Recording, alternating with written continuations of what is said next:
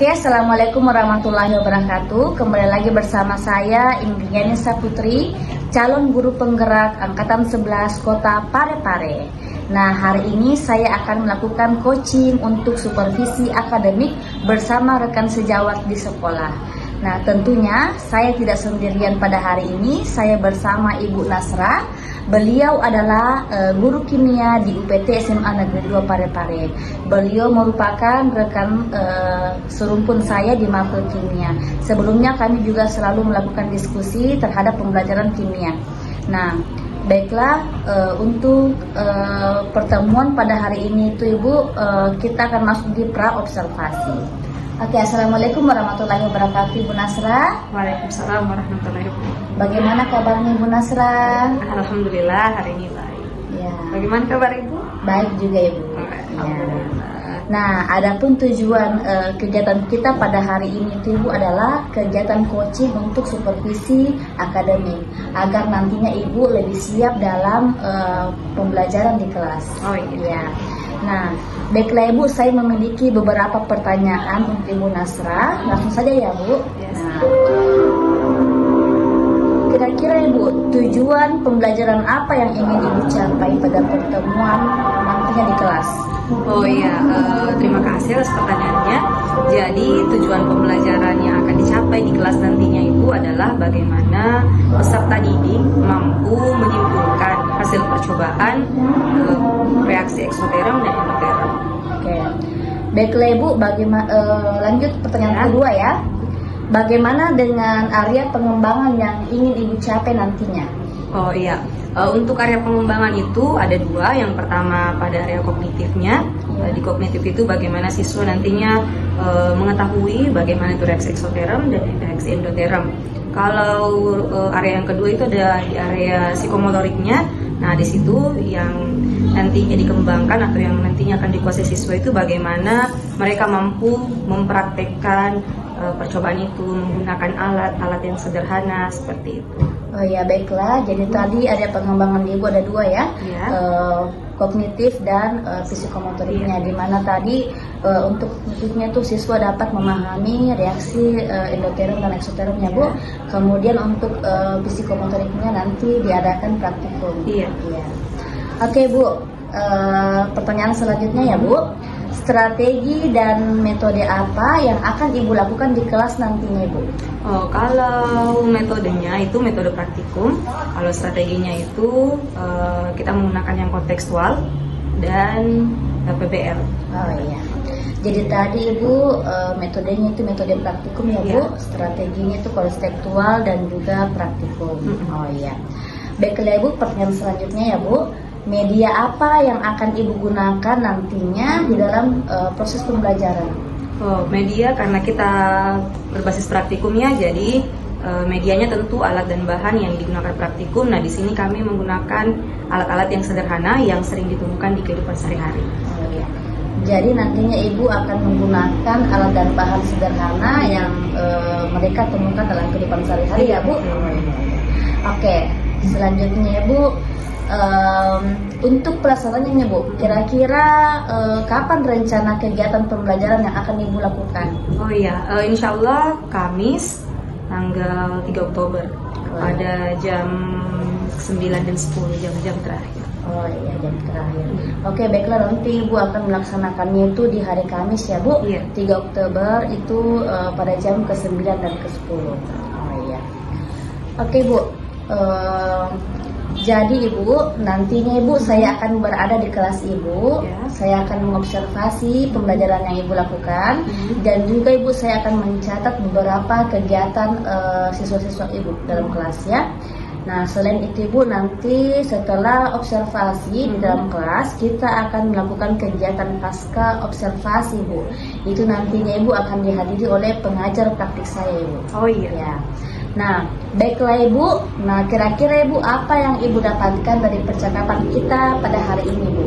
Oh iya, yang saya dapatkan ya setelah kita bercakap-cakap hari ini itu bahwa saya bisa mempersiapkan bahan ajar saya dengan lebih baik, kemudian mempersiapkan semua alat-alat yang mungkin diperlukan nanti pada saat praktikum. Baiklah Bu, terima kasih atas waktunya hari ini ya Bu. Sampai jumpa nanti Bu di kegiatan observasi di kelas dan juga pasca observasi setelah proses pembelajaran. Baiklah Bu, sehat-sehat ya Bu ya. Ya, sampai jumpa ya Bu. Assalamualaikum warahmatullahi wabarakatuh. Waalaikumsalam warahmatullahi wabarakatuh.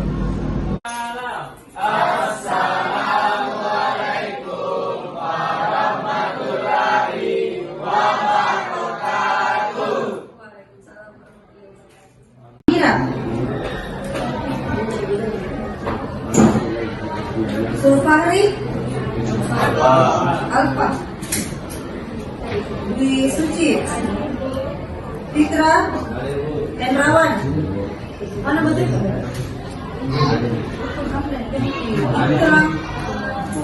Ikram Joana Alfa Kasih Makulau Rifki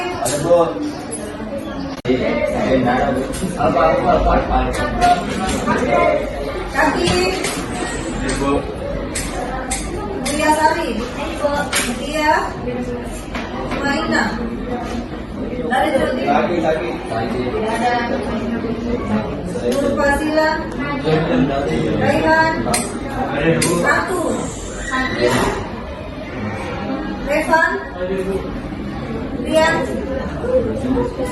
Rivil. Kita sepakati hari ini kita akan melakukan praktek. Nah, di mana tujuan praktek kita hari ini yaitu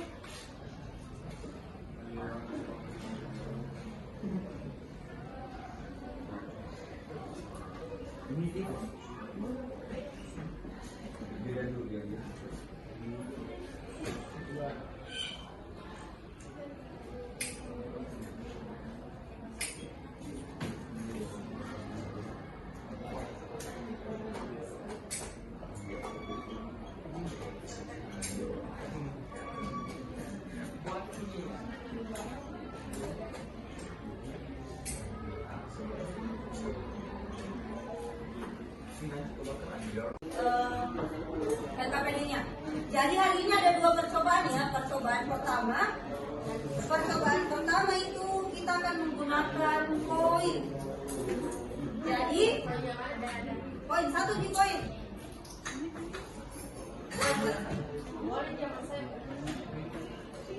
Jadi coba lihat ya LKPD-nya, diperhatikan.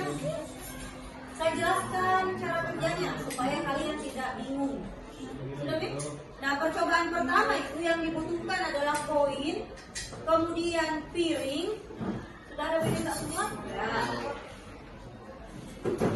Lilin. Ada Bu. Ada lilin. Ada Bu. Ya. Korek api. Ada Bu. Ada. Kayak gelas. Ada. Bukan. Percobaan kita hari ini itu yaitu kalian mampu mengetahui peristiwa reaksi eksoterm dan endoterm dalam kehidupan sehari-hari. Makanya alat-alat dan bahan yang kita gunakan itu alat-alat yang bisa kita temukan sehari-hari di rumah. Jadi walaupun sebenarnya kalian di rumah kalian masih mau coba-coba peristiwa ini bisa, karena alat-alat dan bahan-bahan itu bisa kalian temukan di rumah, tidak hanya di lab. Ya, itu tujuannya. Kemudian kalian kan sudah dibagi per kelompok. Semuanya sudah bawa alat dan bahan yang diminta sudah? Nah, ini ada LKPD-nya.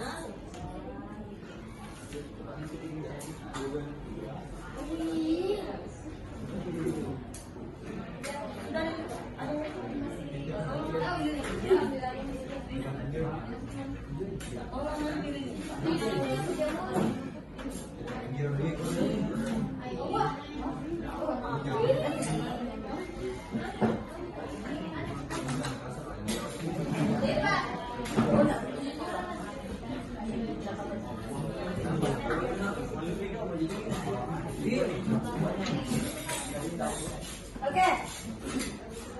Nah, seharusnya atau sebaiknya kalian itu pakai jas lab. Ya, seharusnya. Idealnya kalau kita praktek di lab itu kita harus pakai jas lab. Sudah pernah pakai jas lab? Sudah belum? Katanya, kan?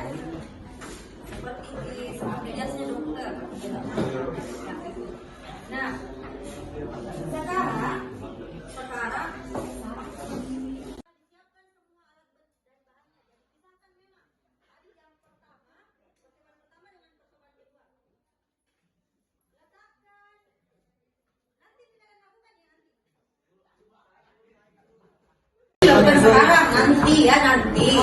Saya menjelaskan dulu. Itu nanti setelah kalian letakkan koinnya, tuangkan air berwarnanya ke dalam piring. Jadi air tak yang berwarna ini misalnya minuman kemasan. Ini kan minuman kemasannya ya yang berwarna. Ini nanti kita tuang ke dalam piring. Tidak usah semuanya, ya kan? Di bawahnya setengah. Di bawahnya setengah. Yang penting semua permukaan piring tak itu tertutupi. Jangan banyak sekali juga, jangan juga terlalu sedikit. Sedang-sedang saja, secukupnya. Koinnya itu nanti dia di pinggir, ya. Koin tak kasih di pinggirnya piring. Ya. Kemudian setelah dimasukkan airnya, diletakkan lilinnya di tengah piring. Jadi nanti itu lilin letakkan di tengah piring. Iya. Setelah itu dinyalakan. Kalau sudah menyala lilinnya, setelah lilinnya menyala, tutuplah lilin itu menggunakan gelas.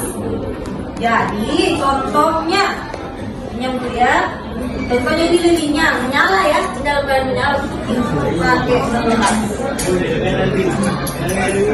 Ya, nanti kalian lihat apa yang akan terjadi dengan air itu.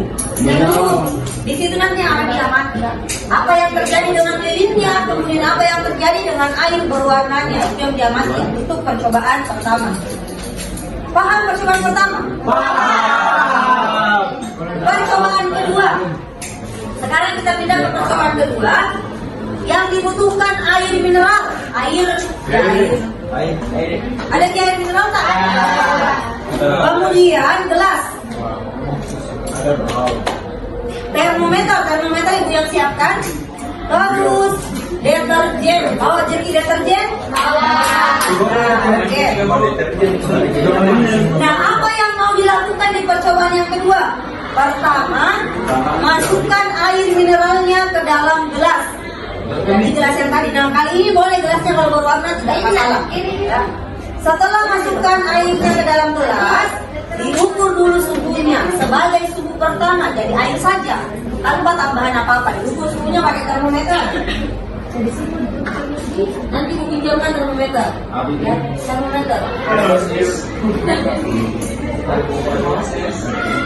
Kemudian setelah diukur suhunya tanpa apa-apa air itu, tambahkanlah deterjen ke dalamnya sebanyak 2 sendok makan. Jadi 2 sendok makan baru aduk.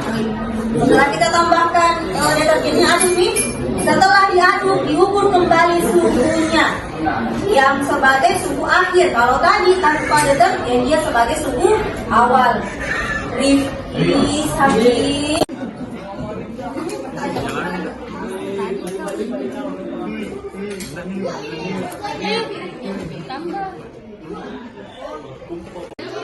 Kenapa pilih sekali ini?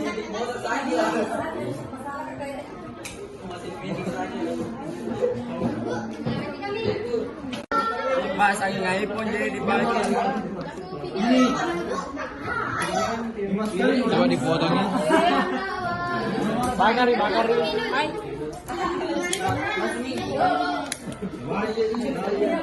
Jangan gitu, ada bekas memang, barehan.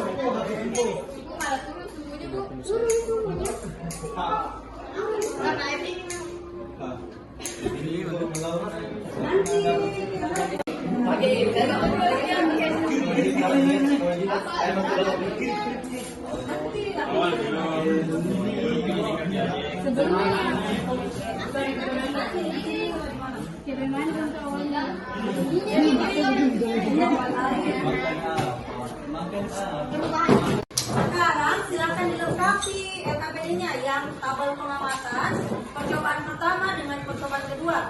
Setelah itu ada pertanyaan di bagian bawah, nah itu dijawab juga. Nanti tugas akhirnya adalah kalian membuat laporan percobaan. Ibu kasih formatnya ya. Dikerjakan di rumah.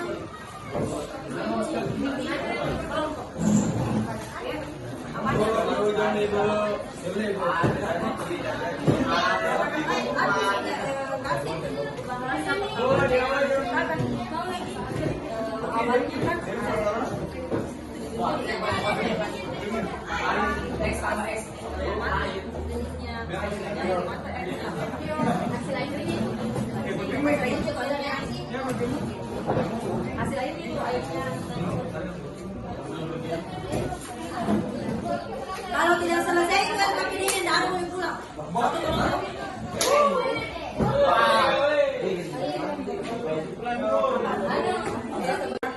Pasti kita buat laporan percobaan namanya. Apa yang dituliskan dalam laporan itu adalah hasil apa saja yang dikerjakan hari ini. Nah ini ada formatnya. Bagian A itu judulnya praktikum tak. Karena kita sama-sama ya, jadi praktikumnya adalah reaksi eksoteron dan reaksi endoteron. Ini yang kita tuliskan nanti.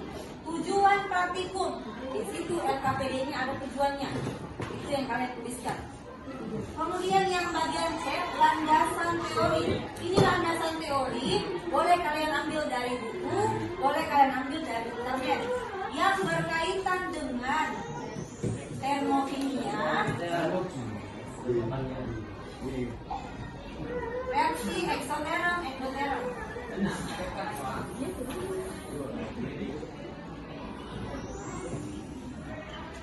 Jadi ini isinya landasan teori tak ya? Termokimia secara umum, kemudian reaksi endoteron dan reaksi eksoteron. Bagian D, alat dan bahan. Jadi ini alat dan bahan di sini itu alat-alat apa saja yang digunakan hari ini. Itu alat yang bisa tidak sekali pakai. Kalau bahan yang sekali pakai, contohnya air, ya, deterjen itu bahan namanya. Minuman berwarna itu bahan, lilin itu bahan, ya. Jadi bahan. Alatnya misalnya kayak piring, gelas, sendok, termometer. Kemudian bagian E, prosedur kerja yang Duluan siap, gerak. Sebelum kita pulang, marilah kita bersama masing-masing dan masing-masing. Mulai. Amin. Selesai. Beri salam. Assalamualaikum warahmatullahi wabarakatuh. Assalamualaikum warahmatullahi wabarakatuh. Perkenalkan, saya Ingranisa Putri, calon guru penggerak angkatan 11 Kota Parepare, berasal dari UPT SMA Negeri 2 Parepare. Untuk pertemuan pada hari ini, kami akan melakukan proses pasca observasi. Tentunya saya tidak sendiri di sini, saya ditemani oleh rekan sejawat saya yaitu Ibu Nasra dan juga Ibu pengajar praktik saya Ibu Eva Erawati. Nah, jadi kita mulai saja ya. Nah, Assalamualaikum Ibu Nasra. Assalamualaikum Ibu. Ya, bagaimana kabarnya Ibu Nasra? Ya, oh ya, jadi sedikit selat ya Ibu ya. Tapi Masya Allah semangatnya Ibu bisa hadir pada hari ini Ibu ya. Bagaimana Ibu Eva kabarnya Ibu? Nah, baiklah Ibu. Jadi kita kemarin Ibu sudah melakukan observasi dan juga observasi di kelas Ibu ya. Nah, jadi sekarang ini Ibu kita akan melakukan pasca observasi Ibu. Nah, di mana tujuannya ini untuk mengevaluasi pembelajaran yang sudah Ibu lakukan di kelas kemarin. Ya. Nah, baiklah Ibu, jadi saya memiliki beberapa pertanyaan Ibu ya, meskipun dijawab dengan suara yang nggak sesuai suara Ibu ya, nggak apa-apa Ibu. Nah, yang pertama Ibu pertanyaannya, nah bagaimana perasaan Ibu kemarin setelah melakukan observasi Ibu? Ya. Jadi setelah melakukan kemarin studi observasi, ya, perasaan saya itu agak sedikit lega. Kemudian banyak hal yang bisa diambil dari observasi itu, mulai dari bagaimana seharusnya pembelajaran informasi, kemudian bagaimana pengelolaan kelas, misalnya seperti itu. Oke, jadi perasaan ibu sangat senang ya, dan banyak memiliki pengalaman-pengalaman pribadi. Oh iya. Baiklah ibu, pertanyaan selanjutnya ibu, bagaimana dengan area pengembangan ibu? Oh iya, Ya, yang benar-benar kemarin itu ya mulai dari kognitifnya, psikomotoriknya, bagaimana ada pandeminya, kemudian bagaimana pengembangan di area sikapnya juga. Oh, jadi pengembangan kognitif, psikomotorik juga ya sama kita. Nah kalau ininya Bu, metode dari media pembelajaran di kelas itu seperti apa kemarin ya Bu? Nah, kemarin itu kebetulan kita praktek jadi dari latihan berpraktikum, Ya. tentunya ada juga tanya jawab seperti itu. Oh, ya, jadi metode kemarin praktikum ya, yang tanya jawab. Ya, jadi kemarin di lab ya Bu ya? Iya. Nah, kira-kira Bu, apakah tujuan pembelajaran Ibu itu sudah tercapai atau belum? Nah, kalau belum Ibu, kira-kira apa kendala yang Ibu hadapi kemarin di kelas ini? Kalau tujuan pembelajarannya, alhamdulillah kemarin tercapai. Karena memang kita ingin melihat bagaimana proses atau reaksi eksoteran atau dari informasi itu tercapai di keterangan siswa. Oh, jadi tercapai Bu ya? Jadi kendala-kendala Ibu ya kemarin? Kalau kendala itu juga walaupun memang tujuan pembelajaran tercapai, kendalanya pasti ada. Kendala yang pertama itu mungkin karena jumlah siswanya banyak, kelas besar, sedangkan anak kita itu lumayan terbatas untuk melakukan meskipun tidak satu persatu atau kelompok-kelompok kecil. Kemarin kita melakukan praktikum dalam kelompok besar. Nah, jadi kendalanya mungkin ada beberapa siswa yang andilnya dalam praktikum sedikit, tidak merata untuk membagikan pekerjaan dalam kelompok. Yang tidak sih. Jadi kendalanya itu mungkin kurangnya alat ya dari mahasiswa serta masih ada peserta didik yang kurang berkapasitas aktif. Ya. Nah, kira-kira Ibu apa rencana selanjutnya Ibu dalam mengenai tadi kendala yang dilakukan ya? Kalau saya memang rencananya dalam praktik berikutnya dalam kelompok saya itu membuat kelompok kecil. Jadi dalam kelompok kecil itu siswa dapat berperan aktif, tidak hanya sebagian atau tidak disegelintir, tapi semuanya. Jadi seperti membuat kelompok kecil. Jadi dalam kelompok besar lagi. Jadi nantinya Ibu akan melakukan kelompok-kelompok kecil ya Bu supaya semuanya berperan aktif. Iya. Kira-kira Ibu kapan akan Ibu lakukan itu Ibu? Insya Allah akhir semester Ya. semester depan Semester depan Ibu ya, di kelas yang sama Ibu. di kelas yang sama dan yang mau diterapkan di Semua kelas luar biasa Ibu ya, rencana Ibu selanjutnya semoga berjalan lancar Ibu ya. Baiklah, jadi terima kasih Bu Nasrah untuk bincang-bincang kita pada kali ini Bu ya. Nah, semoga nantinya di kelas nanti itu bisa lebih bagus lagi ya. Nah, selanjutnya saya serahkan kepada Ibu pengajar praktis saya, Ibu Eva Rawati, terkait dengan proses pasca observasi yang telah kami lakukan. Silakan.